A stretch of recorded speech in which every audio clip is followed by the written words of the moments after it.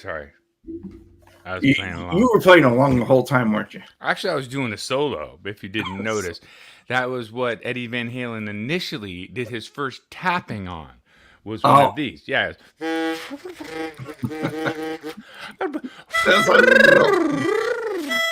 Yep, pretty impressive. Pretty impressive. Well, good evening, everybody, and welcome to Friday night Guitar Safari.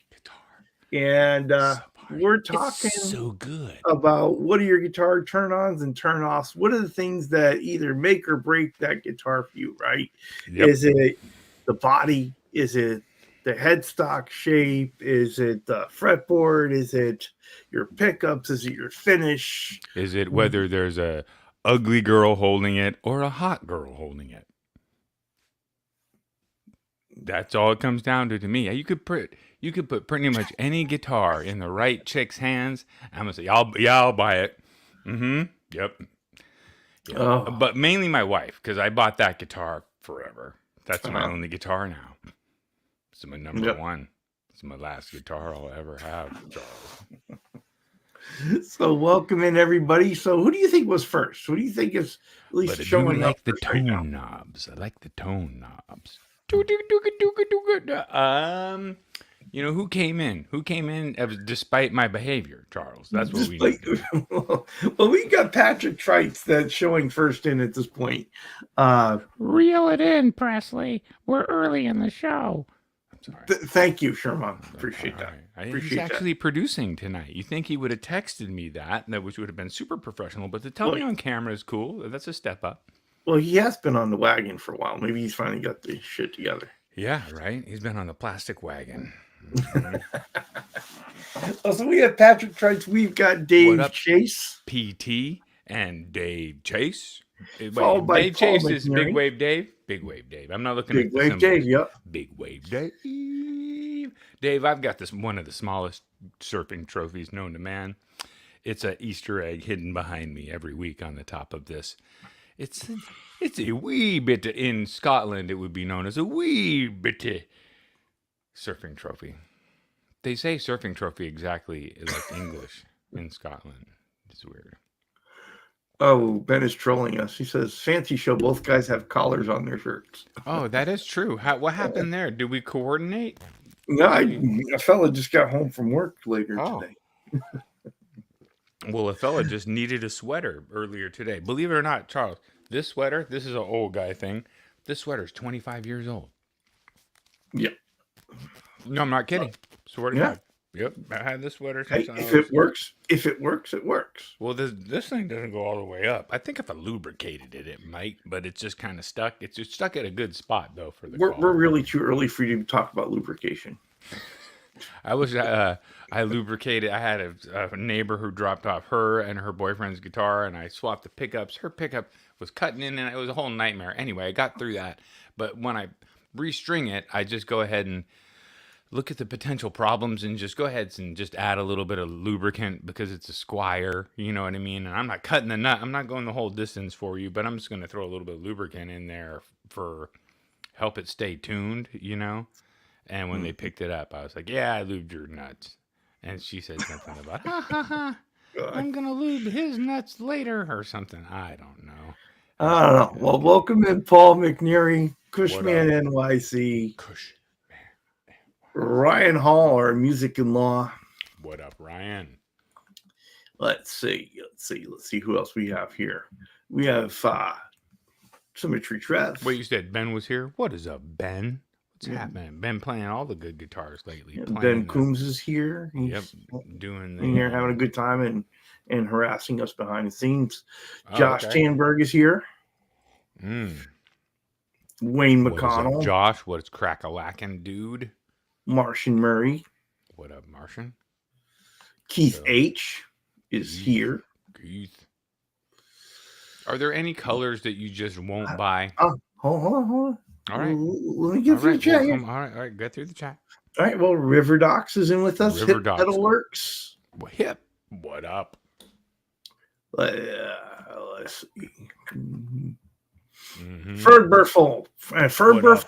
My guest this Sunday on Chatting with Charles. Oh, that's killer. What up, my Ferd? Yeah. And we've got Sadie Lamb Duo in the chat as well. Beautiful. What is up, yo? We've got Guitar Man 45. Oh, hell yes. That's Bo, We right? got Randy Crooks. He says he's sorry late. No, he's here. What up, We'll Randy? give him a pass. We'll give him a pass. Randy is always welcome, whether he's here late or he's here early. We just want Handy Randy to be around. So that is caught us up in chat, my friend. That's amazing. Is there any color that you just won't buy, that you're just like, nope? Even if it's a cool guitar, you're just like, yeah, wrong color. I can't do it. No, I haven't really come across. I've never sit there and said, "Well, I won't buy a guitar because it's that color," unless I already have that same guitar in the same color, right? You can just Right. why do you need more than one? But I know color is a thing for some folks. Yeah, I don't really care that much either. I think usually when my brain sees most guitars in general, I think, oh, that's a cool color. Almost no matter what color it is, because it's on a guitar. So I kind of like it, usually. Nice. Oh, Patrick chimed in. Hey, boy, Patrick, look at my wall. There's two up there. I just sold one recently, a super pink one. I called it the Watermelon Sugar Strat. That triple Bartolini single Stratocaster, that sold, but that was behind me, dude. I got pink guitars, and he's saying nope on the pink. No. Oh, Josh, you got some pictures over on Facebook. Josh sent you some, Charles, on Facebook. Josh sent me pictures on Facebook. Okay, we'll go ahead. All right. Well, you talk to people, and I'm gonna go get those. Hey, everybody, there's my brother Todd Presley. He says, tell the story of your 5-year-old birthday cake surfboard. Oh yeah, so I ordered a surfboard. This is back, money's tight. You can't afford just to get a surfboard. I get a surfboard as a custom surfboard, and what I really wanted was for it to be like highlighter yellow. And oh, that's cool. I love that pink guitar. I like that headstock shape. Is that a Sir? No, that is a Schecter. That's who I kind of So stole. he was saying he had some gas and he bought that Schecter. That's cool. I like that headstock shape because that looks a here- lot here- like here the it is headstock close shape up. I made. Yeah, it's a little I'm thinner.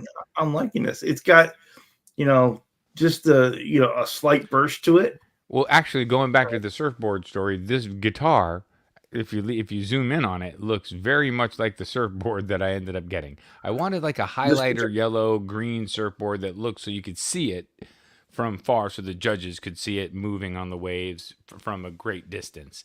And what I ended up getting was blue sparkles with pink wavy lines and weirdness, to where I was like very disappointed and saddened by picking it up. And the board was pretty good board. It rode pretty good, but I never really figured that board out completely because it was so ugly. I kind of just didn't like it. Well, Patrick Trice says pink guitars are a no-go for him. I know, that's what I was saying. I was saying, look behind me, dude. I got a couple up there, and I just sold one. But that pink sparkle is cool. It's like more of a champagne. So I don't know. I don't care. Pink. I started with burgundy mist, and then I built the pink guitars. That's after the burgundy mist. What up, Dave is saying what's up to Seth and Charles. Hopefully nobody's over on my channel. My big brother he knows where to come over there. Yeah. You got people over there for sure. Oh God, they need to come over here if they want to chat, because we're not chatting over there. So you got to come over to the dark side. Okay. So Symmetry's a fan of binding. He likes binding on a guitar, and yep. But here's my thing on binding, Seth. I love binding on guitars, but if you're gonna bind a body, you need to bind both the top and the bottom. No, you don't. Because it's just lazy. No, you don't. It's lazy. You don't. But you don't have to. What if you're inherently lazy? That's exactly what I'm saying. I'm saying it's lazy. No, if I want a guitar with piney, I want it double bound. Well, you'll have no problem because you're not lazy. But there's that theory that it's like they only see the front, and some people like more of a rounded edge on the back that's against your body, as opposed to that sharpened edge, which you can totally round over the bound edge. You know what I've never seen on a guitar is like like a binding kind of material, like inlaid into the wood on the body, kind of like a stripe in the body. That might be kind of cool. Like laid in, but kind of thick, but then brought down to the wood and then finished over. Mm-hmm. I don't know. Just a thought. So Symmetry was saying about that Schecter telly. Does it count as a telly? Why not? Yep, sure does. Sure does. It's I like that P90. It looks like a P90 in a neck, and then the telly bridge pickup. And Wayne says it was kind of pretty, and Todd Presley says it counts, and Ben Coombs chimes in with yes, it does count. So that's kind of like that Schecter headstock, but that's my first attempt at my own. I'm liking that. It's nice. Not bad.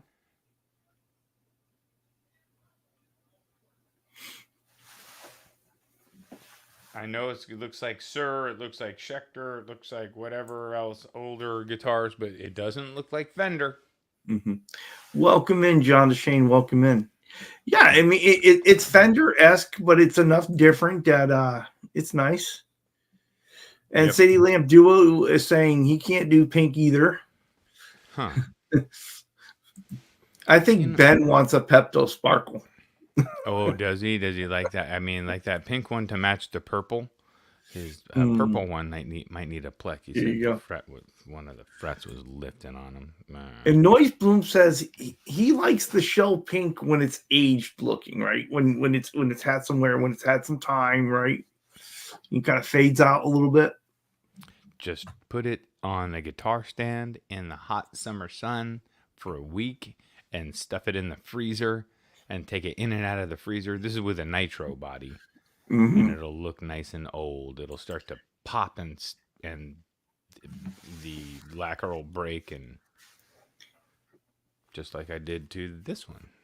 If you look at I posted a short. Should I post it as a 1-minute video? So it's a video. But I did a thing called freezer relicking, where I put this thing in and out of the freezer, the body, and I put it directly in the hot. I was lucky I had a lot of direct sun this week, so I put it out in the direct sun while I was doing other stuff, and it checked the paint and did a bunch of cool stuff. So did you get any adverse effects on the body? Adverse effects on the body? No. Nope. I mean, other than it did exactly what I wanted it to do. Right, you did what you wanted to do with the finish, right? But it didn't. Yep. Nothing really adverse effect. It needed after I did the checking, I kind of looked at it and I was like, oh, now it looks like it needs a couple more scratches. Like it's checked up so much that the scratch level doesn't match. Mm-hmm. So I just did a little scratch to it here and there in my own technique that I won't even tell what that is my technique, but it is a genius technique of how to lightly relic. Well, there is definitely opinions on this pink color, right, in a guitar. John just saying the creamy pink is okay, and Martian Murray is chiming in with pink like strawberry milk is awesome to him. Yeah, like the what is it called? The what's the shell pink? Shell pink. I think. Patrick Trites is with me. He'd like to have a double bound telly. And I think that's where that really comes from for me is, that 60s, that classic 60s double bound telly with the violin burst and, Oh my God, you're just talking all this shit because this one here is here. You know it's single bound, aren't you? Are you going this deep? Is that why? Is this a personal attack? Yes, this is a Okay, I personal figured attack. because I know because I knew that and here it is. You know what it is? The single bound body was I think it was $89 or $100 and something dollars. So sue me. Yeah, single bound. Hey, Damn it. Trev agrees with me. He says, "Yep, double bound is double the sexy." This one's faking it all the way anyway. When you got a veneer on the front, you might as well just. It's like just fake it till you make it. Well, Ben Coombs says, complaining that binding burns his arm when playing. Well, suck it up, Buttercup. It's Oh important. well, no, he's shredding that mess. And Wayne McConnell says his pink paisley Japanese reissue telly ain't going nowheres. Yeah, Patrick says this telly's only half done. I'm not gonna fuck with it. I'm not putting binding in. Do you know how much work that is? And Randy, yeah, it is. It's a bit of work. Randy Crooks is saying his telly is double bound top and bottom. It did seem to make it easier for you to fabric. And it does. And there's no lie about that. Because But I think it's a nicer finished look. I think it shows a little more craftsmanship to have it double bound. Mm-hmm. Well, no, in the process, I would think, right, in the fabric process, rocks. It makes your fabric processing better because you have more locking points for the fabric, right? Like more spots where it's going to finish off, and it's just going to be cleaner around those edges because it's like they're more flat. Am I right? There's no curves at those horns and stuff that it just cuts out better. Yeah, telly bodies are pretty much straight, and so yep. If you've got a belly carve, if you've got an arm carve, then you got to get creative and maybe take your binding and put it in as an inlay there if you want it to continue, right? Right. But that seems like more work than that may be worth. It is a lot of work to mess with but yeah, I can get into doing binding. Give me time. So Michael Kraus is with us, but he is driving. So word up, Michael. Don't be chiming in, but eyes on the road. Listen with your ears. Not your eyes. And pull over if you find something exceedingly funny, and then we will know that you were inspired to that level to pull over, and we'll stop the show. And Guitar Man 45 has some really nice Warmouth telly shapes. I must be way behind in this chat. I can't read, so don't know. All I see is letters flying by. All right, so looks like we're moving on to a different color here. Patrick Trice reports in he likes purple guitars, but most of his guitars are black or a shade of white. I do a rainbow array of every kind of color that I can build. I almost look out and say, oh, I haven't built one of those yet. I haven't built that color yet. So I'll do that rather than stuff I've already done. Yeah. Well, Michael Kraus is saying, he can't do the ridiculously pointy guitar shapes, right? Other than that, he thinks that everything kind of has its place. Hey, now.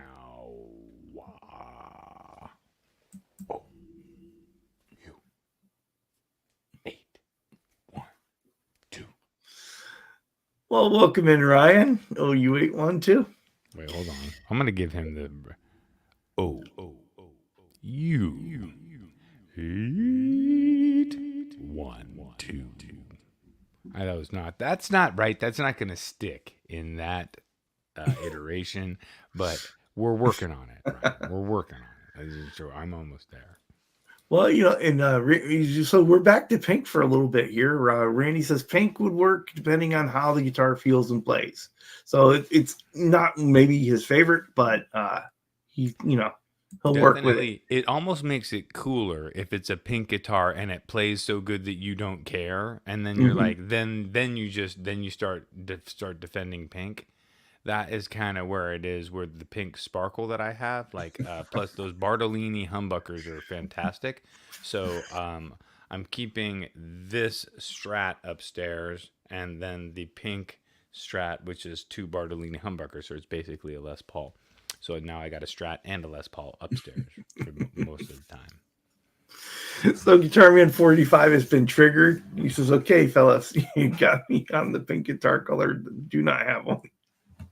I mean, I was a long time into blue, sparkly blue, and sparkly, and also these mauve colors that are a little bit that look old, like the one right above my head, and then the yellow above Mm-hmm. that, and then Fiesta red is also in that same, and then this one is just a classic candy apple, right? And this is Mm-hmm. burgundy mist metallic, so it's not pink, but it's burgundy mist, and then that's the pink sparkle.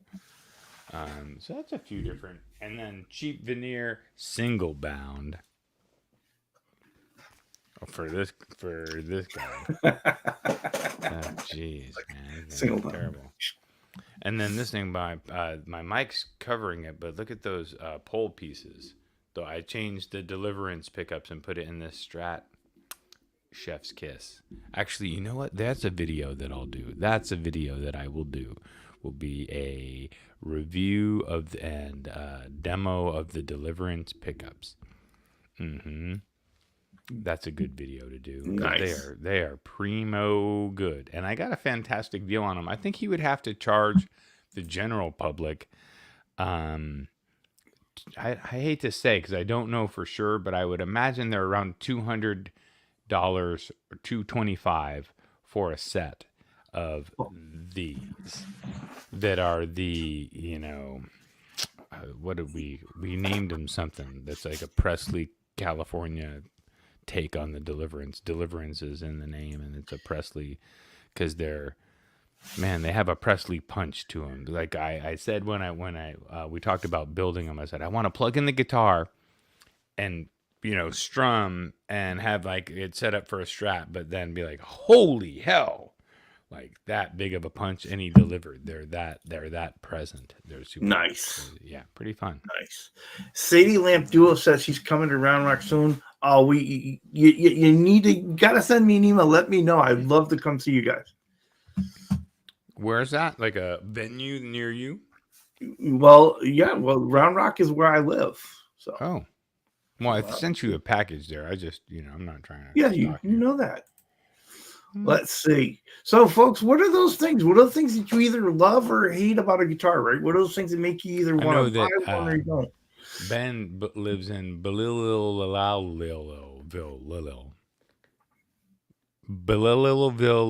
Belleville. No, no, not if you're dyslexic and you can't read. It's Belillville. I And then don't know. wait, because this town name and the street name are both Bellaville, and it becomes a lot of B's and V's. And you want to see something cool, Charles? And the internet. I've been doing finishing lately. Uh-huh. Oh, you got that. Yeah. So hold on. Let me get this comment off there. Here you go. Okay. Oh, it's okay. True Oil. Oh yeah, I got a bunch of it. This is one small bottle, and Joe Zahn gave me a bunch of it because he makes these phenolic necks that he Well, does. and that little bottle will take you a long way. Take me a long way. I got enough to do about a lot of guitars, years of guitars then, because I got 2 of the big bottles and then the little bottle. But I figured the little bottle's easier to keep up on my stand, and I can fill this from the bigger bottles later. So now I'm going to start doing that neck. I'm going to see how many coats of True Oil does it take to make that thing glossy, crazy. Not this one that I already stained, but the one that I'm doing for the mini guitar for my little nephew. So, Ryan is saying he likes guitars with no heads. That's why he keeps buying Les Pauls, because he knows eventually they're going to get that. Of course. Well, they're all Gibsons are adjustable. That's headstocks are adjustable. They come on and off. And here's the thing about a Gibson, even in a case, right? And then it could be fine for years, take a bunch of spills, like be super durable and never have a problem. And then it can fall and the headstock will go bink and it's just pop. You know what I mean? It's like it just hits the wrong way and it's done. Crazy. Mm-hmm. So Ferd Burfel says he likes his Blackguard Telly traditional. That is him, right? Traditional kind of guy, likes traditional kind of guitar. Yep, Blackguard totally. Telly's the way to go for Ferd Burfel. Oh, I did make another purchase. This I didn't buy, but I made a purchase this week. Oh, I bought a table band saw. So yeah, right. So it's a band saw that is table mounted for it goes. I put it on a workbench, and so now it's a 10-inch depth, so I can pass any boards, say up to 10 inches through it. And it also does really good scrolling for. That's how I cut and shaped this like quick. It didn't take me a long time, and I was like, oh, and so I like that as an end result. it's not completely done because this is the one that I had Presley engraved on it, and I sanded down with 80 grit, and it still didn't get it all the way, so I got to go back in. But that's fine. I'll go back in. But what I want to do is finish my sanding table, or my vacuum table before I continue. You're just trying to make me jealous. I've been talking about getting one, and a vacuum table. The sanding box so that you can just suck all the sawdust out. Yeah, it's just you can even build one out of an old cooler if you have a big one of those big ass coolers. That is disposable and you're not going to use it. You can just cut and put pegboard over the top, seal it, and then cut and put a vent in the side of it, and you got yourself a fucking vacuum box. And then just go and put that on top of a table. It might be a little bit tall but with a little bit lower table, it could work.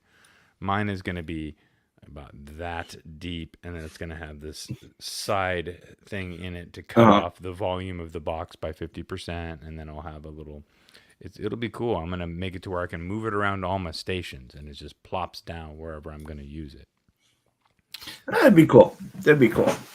Definitely keep things a little bit cleaner and nicer to work in. Highline Guitars is the guy that I followed for that kind of inspiration. I think my design is just going to be something off of what he did, but a little bit more in tune with what I have available to me to build it at zero cost. So, Okay, interesting.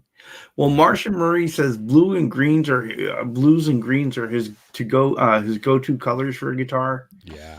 Vox Guitar Rocks thinks that burgundy mist is a cool color. Oh, cool. All right. Yeah, I'm kind of liking that color. I think Ryan is still trying to recover from your headstock design of last week. Oh, dude. Yeah, sorry about that. Yeah, they're pretty bad, right? Pretty good, pretty bad. Well, I didn't cut. A good thing I cut the one that wasn't the worst, right? I didn't cut the. Hey, that one I don't hate. That one that was the one that looked kind of like a Reverend one with the little lump in it and the little bump and had a little lumpy lump. And then there was another one that was a little bit more spacey that went out like a spaceship. And all those, I think now I'm going to try a lot of stuff because I'm going to try to do some bodies that are a little bit just off takes of known shapes, but just a little bit different, Well, Ferd, it's cool. Ferd says of the 5 he's got hanging on the wall, 3 are red, 1 white, and 1 is just a natural wood color. Yeah, for a while I had a lot of red guitars. It was all red for a minute, and I was like, all right, got to slow down on all the red, and they ended up selling. So, and here's the thing that was making me laugh. Sadie Lamp Duo was picking out his dress for his wife. For his wife today, and some guy thought he was getting it for himself, so he had to lay into him a little bit. Well, I mean, he might have thought that would look really good on him. Like, hey, that rose's gonna make your eyes look beautiful. Oh, that's terrible. Okay, so Vox Guitar Rocks has a question for you. How many OD pedals are too many? Ooh, 4, 3 overdrive pedals on a big setup is cool. even if one of those overdrive pedals is a double overdrive, which would give you 4, but I'll give you 3 with one double, right? That's cool. Mm. You can, because you might need different styles of crunch. You might need like a low crunch that you, or an overdrive that you use only for clean boost, right? Or, and then one that's kind of for low level crunch, and then one that's to give it the beans. So if you need 3 overdrives, if you're, that's if you're gigging and you need to do, or you need to make a bunch of sounds. Because if you're not gigging and you don't need to just step on it on the fly, you should be able to get all your overdrive tones out of one good pedal and a good amp. So when do you know you really have an overdrive problem? Even if you have 4 in your possession, you should maybe seek help, right? Seek Because help. 4 overdrives is a lot. I don't even have one drive pedal right now. I'm looking down and thinking, I have a compressor, and I have a Keeley Java pedal, which is kind of a drive. It's more of a treble boost. So no, I don't need it. I have a Mesa, so I don't need a drive pedal really. I mean, I say that, but if I had one, it probably would sound better. If I had a good one, if I ran a Klon on my clean channel, it probably would sound amazing. Well, I think Sadie Lamp Duo may be talking to Ryan here because he says Steinberger guitars are nice. Oh yes, oh they're beautiful. Yeah. And Thank then you, Guitar Man, Vox. I don't know what you're saying thanks to me for, but I appreciate you for just showing doop doop doop doop doop doop. here you go. Guitar Man 45 has been an ordering fool lately. Mostly, it looks like custom shops. Uh-oh. Whoa, jeez, Well, Louise, come on, dude, craziness. take it easy. Take it easy there. Mhm. That's awesome. I want to come to that studio and just jam, just play a bunch of that. I should come when you do you do your own setup work, or you're all set up with all your tools and you have a bench for all your stuff, Guitar Man? Because when you have that many guitars, like it's a lot to maintain them. It's a lot. It's like almost a full-time job. I suppose you could. Yeah, I suppose you could recycle your wood chips and an epoxy and form a guitar shape. How stable it would be, I don't know, but Well, if it's epoxy and it'll be yeah. stable as hell, I mean, you can build epoxy guitars. Yeah, totally. Why not? Mm-hmm. But they're just heavy, aren't they? If it's epoxy with wood chips, it's going to be heavy. What? So I'm just trying to get kind of caught up here. Marcia Murray says too many, one board. Yeah, too many pedals on one board. You don't want to have too many of the drives. So confessions from Ben Coombs, he's got at least 4 drives on his board. Wow, minimum 4 at least, he said. But they all do a different thing. That's what I was saying. That's what I get it. Like you might need, and then you might have a drive on your board that you're only going to really use with single coils. So it might be there for a specific purpose. Like that's your boost that when you plug in with single coils, you step on that and it puts your Strat up where your humbuckers, normally put you. That's what I use with my compressor. So I can set my compressor to a balanced level between Strat and Les Paul and have it, off and play Les Paul, and then unplug the Les Paul and plug in the Strat and balance it to sound the same with the compressor on. Does that make any sense? And then you can just switch guitars real quick, hit your compressor now that you have your Strat, and then it's a lot better balance, because usually you'd have to tweak your amp for a minute to get it in shape, but you can preset it on your compressor. That was a trick. That's a trick that I learned. Well, Michael Cross reports back. He says, "Where should I seek this help? I've looked to YouTube, and that just results in more pedals." Right, exactly. Well, the problem with you having too many pedals, you need another pedal. Right. They need to make these pedals. Somebody needs to make a pedal that's like on a rotator that has 6 pedal boards that all just, you kick it and you have a thing on the side and you stomp it, and then a whole another pedal board comes down, and it's 5, and then you hit it and it rotates out like a Ferris wheel, and boom, Yes. another 6 drops down. And you can have 6 of those. So you can have a For the 60 truly addicted. pedal board, right? That just spins around like that. It's Oh gonna my. take some weird kind of cable management, but I bet it's doable. That would be interesting. Randy Crooks is saying I'm at 399 subs. Someone needs to step up and become 400. Well, we were at 400 last week. Someone jumped ship. And Charles has a family member just like my mom. She's always there to back out at you right when you hit 400. Probably was it probably was someone in my family that left. Oh, he's at 400? Not anymore. Click. Not anymore, you're not. Sub. That cocky bastard getting to 400. Not on my watch. Oh, that's mean. That's terrible. Well, Sadie Lamp Duo is reporting in that Roland effects best. So apparently he likes Roland effects. Roland is amazing. I like Roland. I like Boss effects. I like Boss pedals. What else? I like Digitech pedals. I like Digitech. I like Tech 21. Those are all companies I like. Oh, Lawrence. If I could afford a whole Lawrence Petros setup, I would have that. Actually, that's something I should attain towards, is just cleaning up my pedal game and just getting a few of the right deals and having them all be custom hand done things. Like kind of like my guitars, just built by somebody kind of like me. That would be a good direction for me. Oh, and also doing the pickups. Like I said, I was going to get a set of the Dylan P90s and a set of the Blackwater P90s.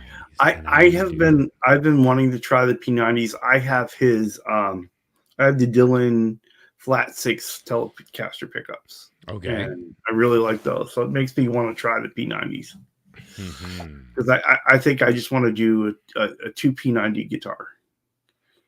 Yep. Although, you know what? Now that I got the guy Deliverance, his name's Jesse, making pickups that we can design together that are actually custom designed, custom wound, hand wound pickups in my guitars. I should probably just stay with that for a while because these are really good. And he's also very kind to have sought me out and say, oh, I saw your guitars and let's try some pickups. Oh yeah, whenever you can work with someone else in the community and you sit there and go back and forth with stuff. You and I had a lot of fun doing that Telecaster. We need to do another guitar. Yep. And he was super, super patient when I got the pickups, and because I hadn't, you know how it is with. Do you have pickups that you're excited about hearing, but still they're not in anything? Oh yeah. Of course you do, right? I have a set of Gibson pickups that I was waiting to put in a guitar for years, and now they're going to go into a different guitar, and I've got a set of Telecaster pickups that Martin sent me that are going to go in the Pen Up and Skulls Telly. I just haven't had time to put them in. When you really think about it, it honestly will take you less than an hour. Yeah, to put those in. But here's the thing I was trying to say is that I got the pickups, and I was busy with other stuff. Really, work and just life was busy, and so I didn't get a chance to put him in anything. And I knew I was going to pay him, and he said, "Don't worry about paying me until you hear him." And I was like, "Well, it might be a minute before I get these things put in, right?" Mm-hmm. And then I decided to trash the pickups that were in the Mustang that came in that kit. Yeah. And I put his pickups in the Mustang kit and played them, and they sounded amazing. But guess what? Mm-hmm. Thing about that Mustang kit that the internet should know. One of the reasons they use the pickups that they do, which are inexpensive single coil pickups with a black plastic solid cover on them, is so they don't have to worry about aligning the pole pieces with the strings. When you've got those black covers on the pickups, it forgives your wonky ass janky placement of which you kind of have to do. That's the thing about building a guitar, that why they have to come together, and how my checklist came together. Certain pieces have to happen at certain times. If you get ahead of yourself and you just put the whole loaded pick guard in and screw it into the body and all that, and then do your neck and bridge later, you're going to find up that your pole pieces might not be lined up perfectly. You know what I mean? Because everything isn't always perfect. So that's one of the things, but they forgave. If you ever do that, the way out is to get get either the rail humbuckers, which is I had one, so I stuck the rail humbucker in it, and I just stuck a better pickup that I had that had flat pole pieces, and I put the cover over that. And it sounds great, looks great, but I couldn't keep these Deliverance pickups in that guitar because it looked silly when you get up to it and you're like, oh, this guy can't line up his pole pieces and blah blah blah, but it wasn't designed that way. Yeah. Really. So. And that happens. So I love this next exchange here because Marshall Murray says he's got a board with 4 drives and 2 choruses, followed very quickly with Ben Coombs saying, "And that's why I love you, Marshall Murray." And Michael Krause is joining in and says, "Hey, that board has 4 drives and 3 phasers. Must be Ben's." Right. I'm loving my chorus. I'm loving the chorus. Chorus. It starts out at the chorus. Unless I'm playing a Strat, then I would put on the compressor. It starts out at the chorus, goes to the delay. Then from the chorus, it has 2 outs. One goes into the delay. One goes to a dry amplifier. Then from the delay, one goes out to a dry amplifier. One goes into the Mesa, and the Mesa has all the dirt. And so the chorus bounces back and forth between the dry, and then the delay bounces back and forth between the Mesa and the other dry. It's crazy. Well, Sadie F. Duo, he also likes those old Japanese guitars that have the effects buttons on them. He said they're kind of cool to play around with. Totally. And Randy is joining in that he loves LPD and Keeley and a variety of other pedals as well. Keeley. I have Ken. Is it Ken Keeley? Who's the guy that runs Keeley? Because my dad used to call that guy and just talk with him. Isn't it Robert Keeley? Robert, I guess. I think it must be. But the guy was super nice to my dad. I remember him like on the phone with him a lot. And I like, Dad, who the fuck are you annoying? Oh, Ben, for sure, your P90s are on my list. I think I'm going to end up with a couple P90 guitars here. Oh, wait. Ben Coombs has his signature. He has his signature. P90. Yeah, he has his signature. Travis has set him up with some signature P90 pickups, and I believe he has some signature Telecaster pickups as well. See, that's what I'm Reno Finn custom guitars. That's why I'm thinking I need to keep working with Jesse at Deliverance and building, because these are custom Presley designed, even though it's a take on the quarter pounder, they're custom designed pickups for, so that's cool. Yeah. I guess you could say that those are my signature Deliverance pickups because we designed them together. But. Yeah, Michael Krause, that is true. 2 P90 Telly is on my list of things to do. I was gonna do a P90 in the neck and a Telecaster bridge pickup. I kind of like the neck. Say that again. A P90 in the neck and a Telecaster bridge pickup. Yeah. In like a Telecaster shaped body. For sure. Let's see. Fox Guitar Rock says it takes me more than an hour to get drunk enough to try to change pickups. Yeah, as long as you don't encounter problems with so if electronics are having problems in them, they'll drive you crazy because you'll have everything done correctly. And if the electronics is having a shorting issue or some kind of problem, then you just go crazy. But Guitar Man 45 reports, and he's having Gibson 59 PAF pickups installed in the Murphy lab. So, ooh, that's great. I got a bunch of PAF style humbuckers that are going to go in my builds one by one. That's why I'm also thinking of Mustang style bodies, but 2 humbucker Mustang style bodies, both short scale and regular scale. Sadieland Duo is asking if you've ever put a humbucker on backwards and loved it. I haven't. I know what you're talking about in the neck position, right? Running the hotter pole pieces, or at least the adjustable pole pieces, closer to the bridge. Yeah, just flipping the pickup. Yeah. Yeah. I haven't flipped a humbucker yet, but I should do it. Should try it. I also haven't run dummy coils in a single coil guitar, which would be really easy to do and fun, because you'll get single coils that are silent. You just run a dummy coil so that everywhere the switch goes, it has a second coil bucking the hum. Excellent. Works really good. Sir uses it. They do that a lot. Dummy coils. Yep. Well, welcome in McCallum Music. What is up? So, Wow, Ben reports that we were correct. It is Robert Keeley, and Keeley. You know what? He is a good guy.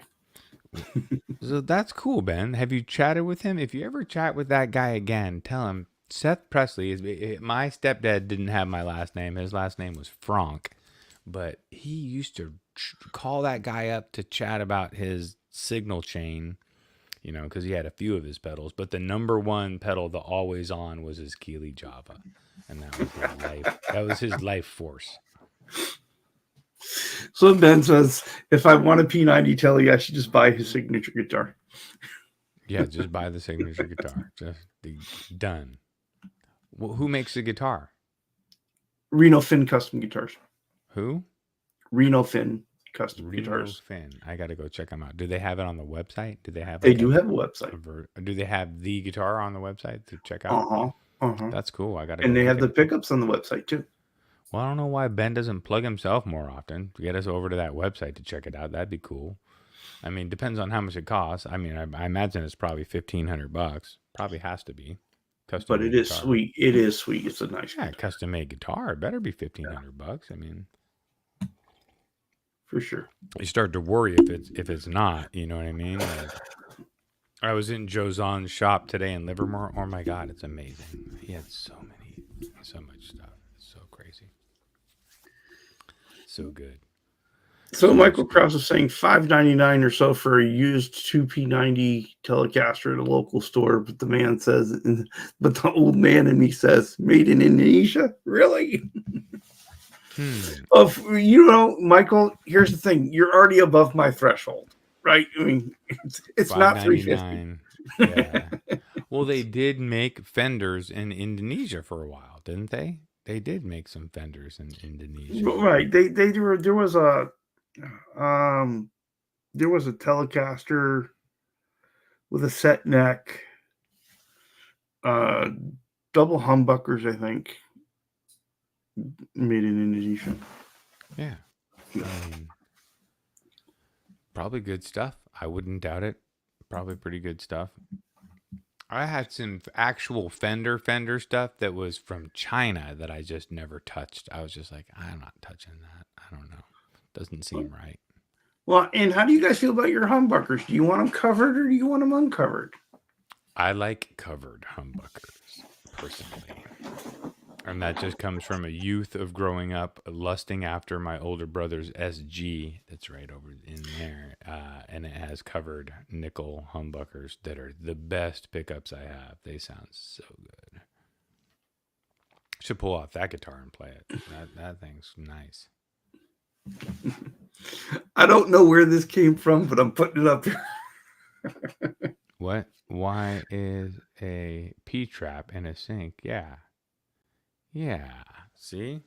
I don't know why. I think because it looks like a P, doesn't it? If it's upside down, I don't know. Right, Randy. That was the FMT we were talking about. Randy's got that Indonesia FMT. It was pretty nice. He brought it over here, when he picked up his telly. I think they made that one too with a thin line style set neck with P90, like I was saying, P90 in the neck and a telly pickup in the bridge, something like that. And so Ben's saying if your humbuckers sound dark, take the covers off. Yep. And Or if they're change. microphonic and you don't want to wax pot them, then take the covers off. Also, you can change your pots out. Your pot and your cap out will help you if they sound really dark. That's a common thing. Okay, so I'm not sure what the trapped on this side means, but One side of the island. Uh-oh. I almost bought hey, internet. Should I buy a Les Paul if it's still local? I had the guy down to $500, but it was white. It was mid-90s. It was not a custom, but it had ebony board with inlays. But the white paint was damaged. Like somebody had some tape on the back of it, and it had some of that yellow ugliness to it, and it had ugly old yellow hardware.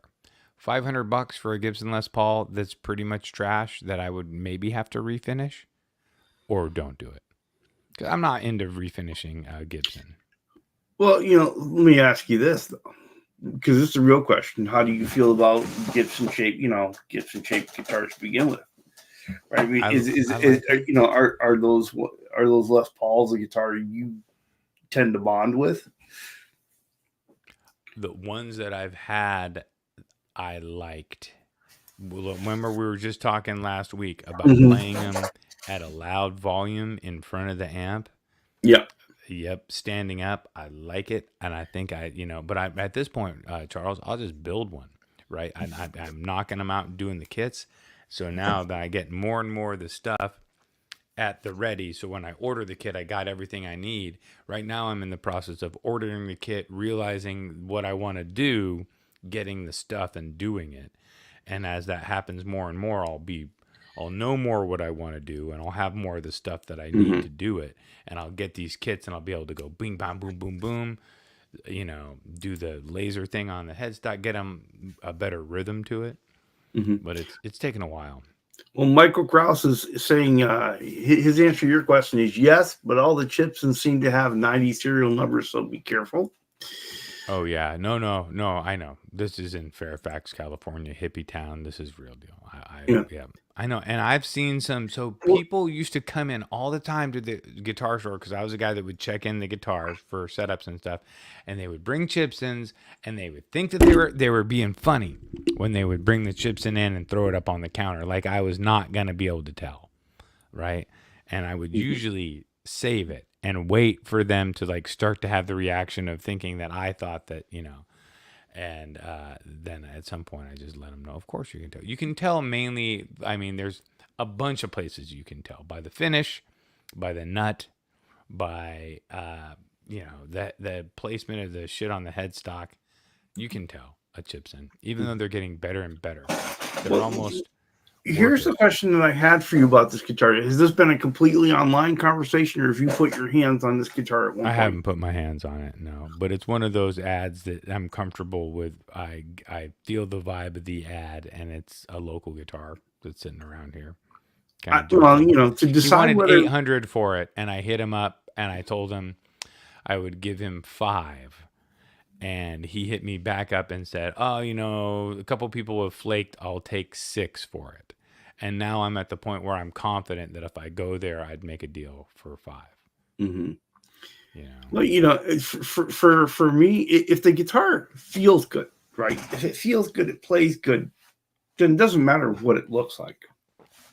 Right? That's kind of funny. If it's got that playability to it, and if you bond with it, right? Because then you can always take that effort to, if you wanted to refinish it, you could. Right? I almost never worry about a guitar if it plays right when I go and look at it, because I know I can make it play right. I just look and see so I kind of go the opposite way. Do I like how it looks? Because that's why I've held off. Because here was where the conversation was going. Right, it's kind of beat up. It needs to be redone. Right. Is it going to be worth it? Well, my answer to that is if it feels right, if it plays right, then it's worth it. Right.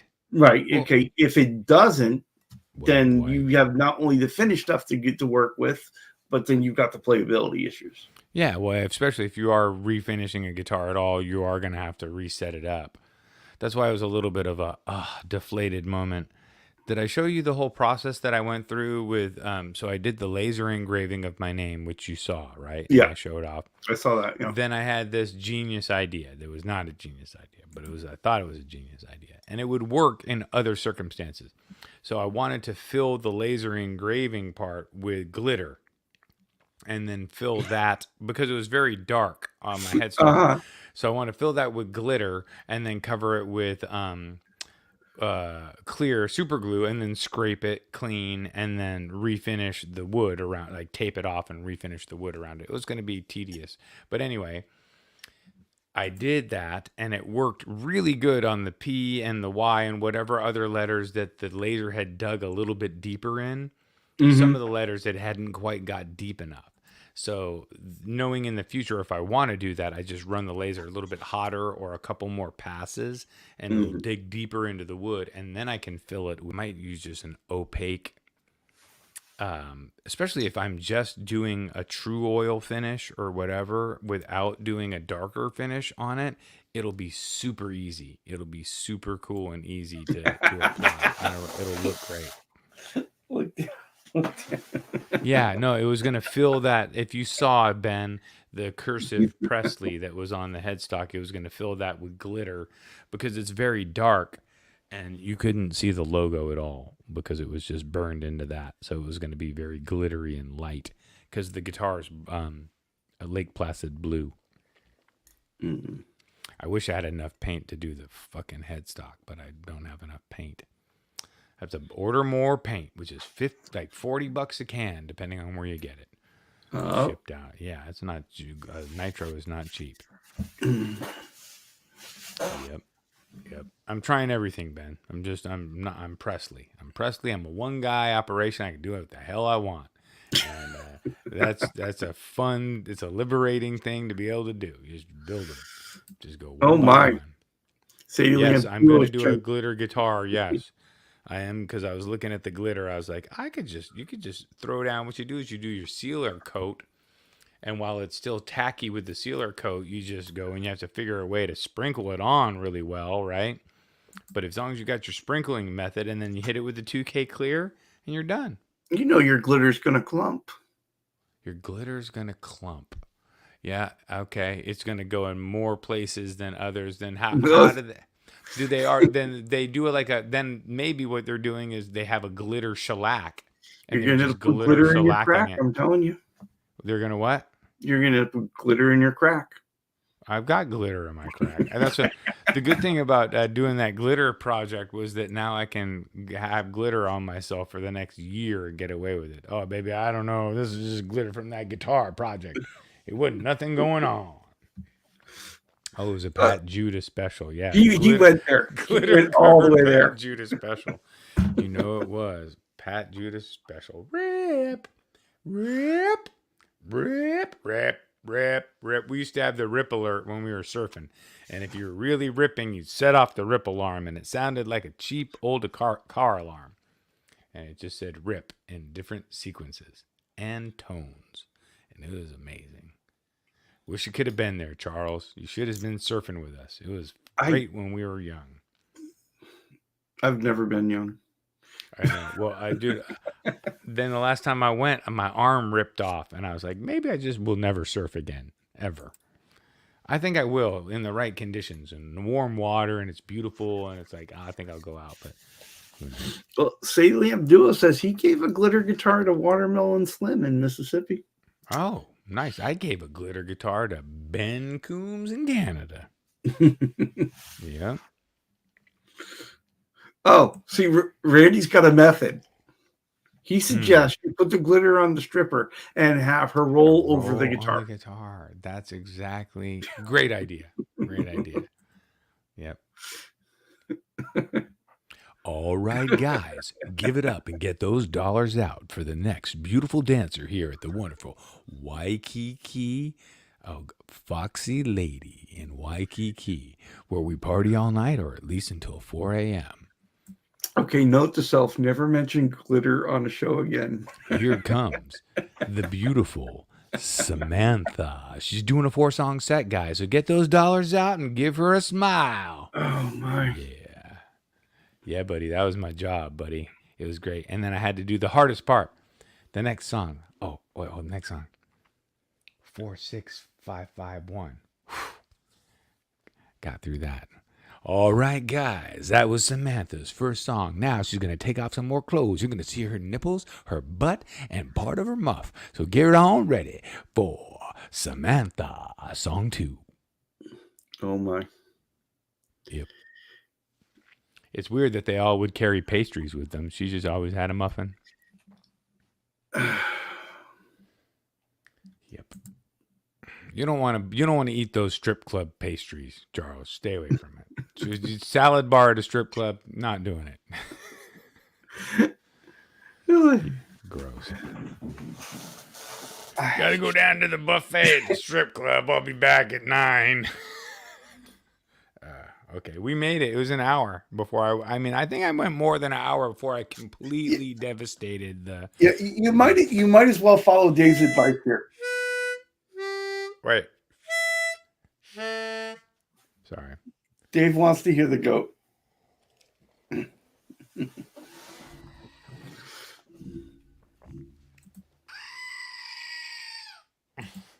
I got to get Ben a goat. It was the best Christmas present. People didn't. They thought it was just a funny Christmas present. It was the best Christmas present I ever got. Was the goat.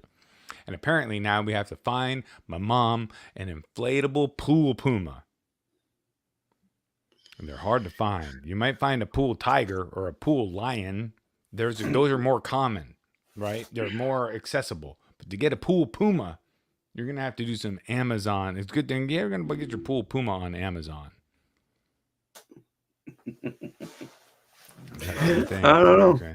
So Seth, you didn't do a Wednesday show this week, or I'm sorry, I didn't even say anything about it. It was my vacation week, and my wife had dinner planned, and I was building guitars all day, and I was just so busy, and then I couldn't do it. Yeah.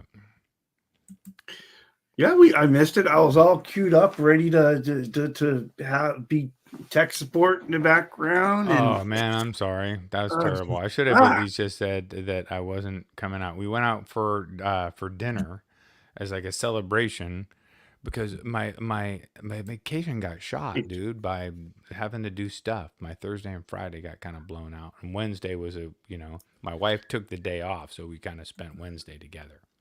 So that was a Seth and wife day. Ben wants to know if a pool puma is like a river cougar. Yes. Oh, if you could have 2 river cougars and then tape them with a surfboard in the middle, and then you can. Yeah. Oh, I'll have to get my mom an inflatable ... Well, come on. A pool puma. She needs a pool puma. So she just bought this crazy house that's only 5 miles from her old, or even not even 5 miles from her old house, and it has a pool and a hot tub and a whole. It's a really nice little property. It's amazing. It's a lot. It's kind of a lot, but it's nice. Who needs a fucking waterfall? But they got waterfalls. So where I was going with all that was, what do you got going this week? Well, I got to find a pool puma. That's the main number one thing because my mom's birthday's coming up. That's going to be hard to find. No, I go back to school, go back to work. I go back to work tomorrow at good old School of Rock. But I'm cranking them out, dude. I got the saw, and I also bought a disc and belt sander. So I made a deal with a local guy who has a totally cool workshop and is selling off some stuff. And I did a Craigslist deal. I was doing the Presley thing. I was making the deal. I had to he wanted $190, and I only brought $150 with me cash. And that was it. That's all I was going to spend. And he was like, "I'll give you that one for $100." And I was like, "Well, that's cool, but I don't want that one for $100. I want both for $150, and that's what I'm going to do." So we went back and forth, and finally I got the deal. So those 2 saws for $150 is a critical come up, because now I can do almost everything. I just need to get a couple more clamps, and when I say almost everything until I find the next stumbling block where I'm like, oh, I'm stuck now. I have to get another tool, which will probably be a hand router, for all kinds of stuff. But It'd be helpful. Certainly be helpful.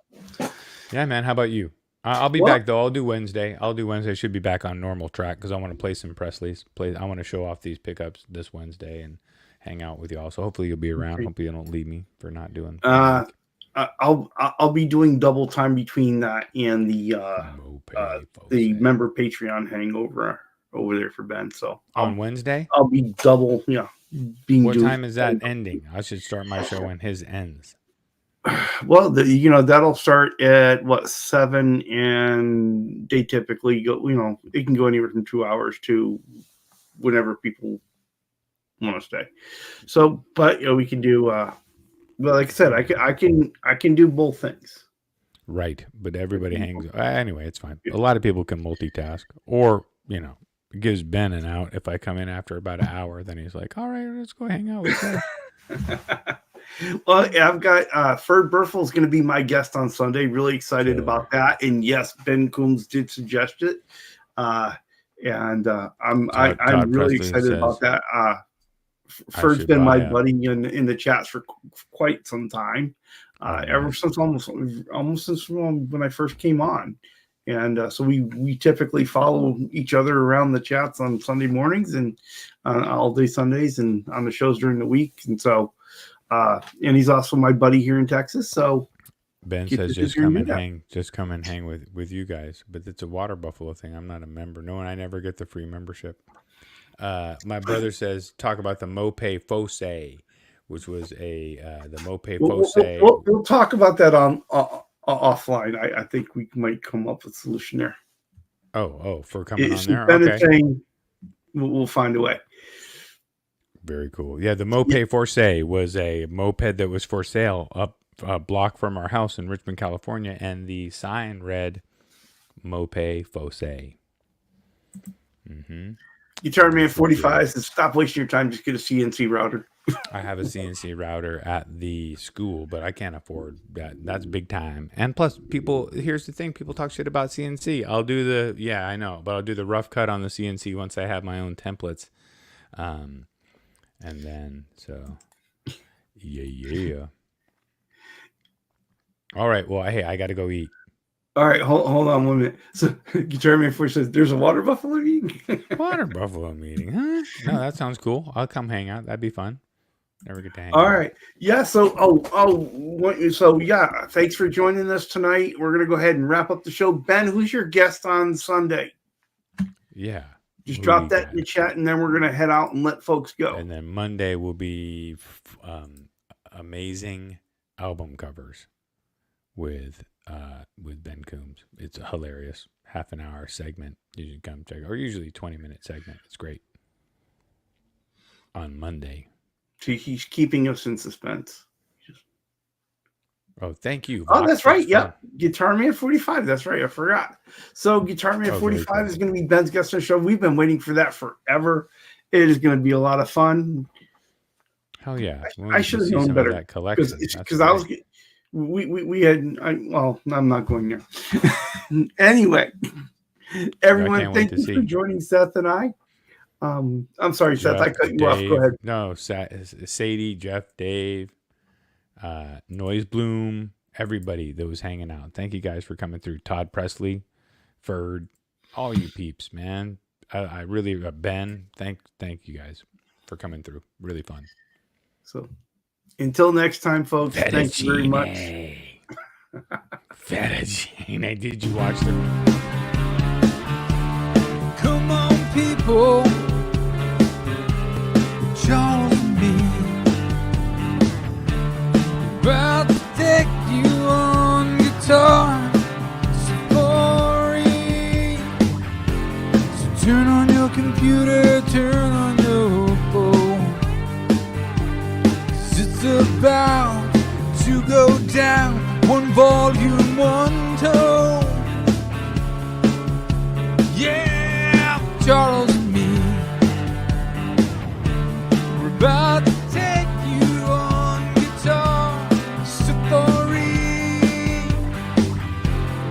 turn on your computer and turn on your phone. 'Cause it's about to go down one volume